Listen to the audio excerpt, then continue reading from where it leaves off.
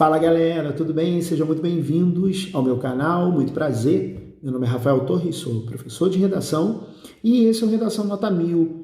É a nossa série cujo principal objetivo é trabalhar alguns tópicos que podem fazer da sua redação Enem uma redação bem melhor. Nesse vídeo eu resolvi falar de um tópico cercado por muito mistério e desconhecimento, mas que se a gente souber trabalhar bonitinho com os detalhes que ele merece, que ele precisa, 200 pontos correspondentes a essa competência, você leva com tranquilidade. Eu estou falando do chamado repertório sociocultural, que é uma exigência dessa banca e que significa nada mais, nada menos do que se utilizar de algum conhecimento construído ao longo da sua formação para desenvolver o tema proposto por essa banca. A questão é que para esse repertório funcionar plenamente, não dá para só entregar informação. Essa informação que você traz da sua bagagem precisa de uma série de características com as quais, contando esse trecho do seu texto, os 200 pontos correspondentes a não só repertório, mas a tema e a tipo de texto são bem mais facilmente alcançados. Então eu vou dar uma olhada num parágrafo a partir de um determinado tema que a gente vai trocar ideia e assim a gente vê nesse parágrafo um exemplo de tudo que um repertório tem que ter para funcionar com plenitude. Fechou? Vamos dar uma olhada no parágrafo? Acompanha no slide comigo aí. O tema no qual esse parágrafo se baseia é os desafios do comportamento consumista no Brasil contemporâneo. Estou trazendo um parágrafo que seria o D2, o segundo desenvolvimento. Dá para confirmar isso, inclusive, pelo conectivo que começa. O parágrafo é assim. Outro sim. Os exageros quanto a hábitos de consumo passam frequentemente por uma necessidade humana de, como ser político, encontrar aceitação coletiva. Essa conjuntura ratifica um cenário metafórico proposto pelo sociólogo Erving Goffman, em que o comportamento individual funcionaria como uma atuação teatral, visando causar impressões dadas como positivas por um grupo ao qual se tenta pertencer. Dessa forma, escolhas de roupas e acessórios cujos valores de compra se mostram incompatíveis com orçamentos pessoais, exemplificam opções economicamente insustentáveis para reconhecimento por afinidade ou mesmo por demonstração de status perante o meio de convivência. Volta para cá. Eu tenho então um parágrafo, que seria o D2, como a gente conversou, e eu consigo separar esse parágrafo em 3 partes. Você conseguiu também? Vamos dar uma olhada comigo, ver se você pensou nas mesmas 3 nas quais eu pensei. Vamos lá dar uma olhada? Fecha aí comigo. Eu tenho um primeiro trecho que vai do outro sim até a aceitação coletiva. Esse é o argumento do parágrafo. Ou seja, os exageros no consumo têm a ver com uma necessidade de encontrar aceitação coletiva. O segundo trecho vai do essa conjuntura até tenta pertencer, que é o trecho correspondente ao repertório. Conhecimento construído ao longo da formação, ou seja, a palavra, a teoria de um sociólogo.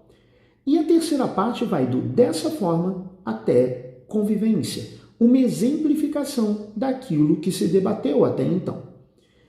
Como esse vídeo é sobre repertório, vamos dar uma olhada se esse repertório tem as 3 características das quais não se pode abrir mão para, com isso, os 200 pontos aparecerem lá na tua conta e a nota subir com certeza.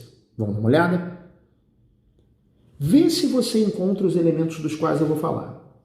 Primeiro, o repertório sociocultural precisa de uma fonte, ou seja, você precisa no texto dizer de onde aquela informação veio.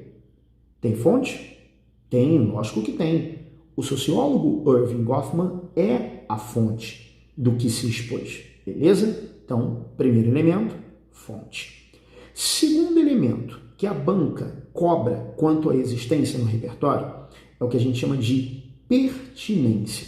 E o que essa banca chama de pertinência nada mais é do que haver uma costura entre esse repertório e um dos elementos do tema.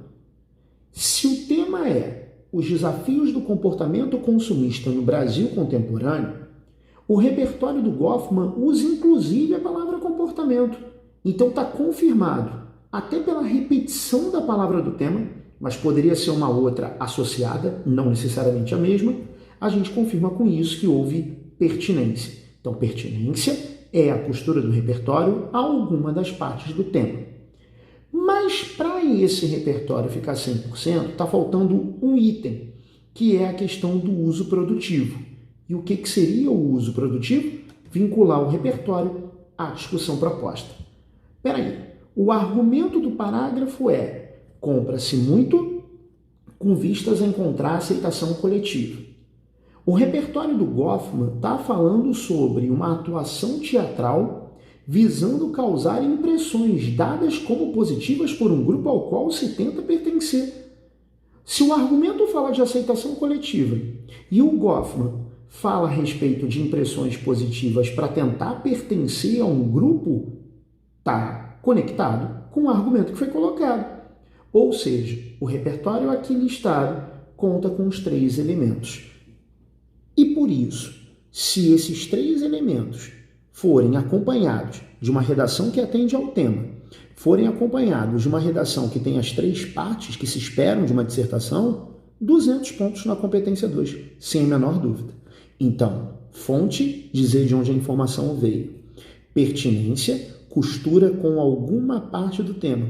E o uso produtivo tem conexão direta com a ideia que está exposta ali, naquele parágrafo, naquele argumento. Com esses 3 elementos, 200, tranquilaço. Beleza? Espero ter ajudado com o vídeo, comenta, pede mais pautas, porque o trabalho por aqui está só começando para que a sua nota, lembrando, seja cada vez mais alta. Seu melhor texto, seu melhor resultado sempre. Beleza? Conta pra galera, avisa que a gente está começando um trabalho bem bacana aqui, visando ao melhor dos seus resultados. Fechado? Te espero no próximo vídeo, acompanha o que já está por lá e se inscreve no nosso canal para receber sempre as notificações. Fechado? Esperando, hein? Abraço e até a próxima.